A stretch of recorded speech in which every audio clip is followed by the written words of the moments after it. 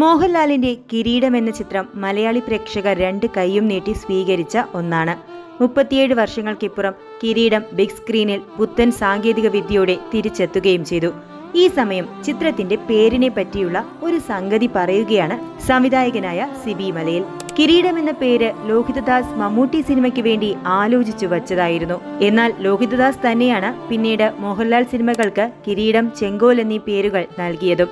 IV ശശിയുടെ മുക്തി എന്ന സിനിമയ്ക്ക് തിരക്കഥാകൃത്തായ ലോഹിതദാസ് മനസ്സിൽ കണ്ട പേരായിരുന്നു ആദ്യം കിരീടം.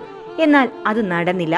അതുകൊണ്ട് സിബി മലയിൽ തന്നെ നമ്മുടെ സിനിമയ്ക്ക് ഈ പേര് ചേരുമെന്ന് പറയുകയും പിന്നീട് ലോഹിതദാസിന്റെ കൂടി സമ്മതത്തോടെ കിരീടം എന്ന പേര് എടുക്കുകയും ചെയ്തു.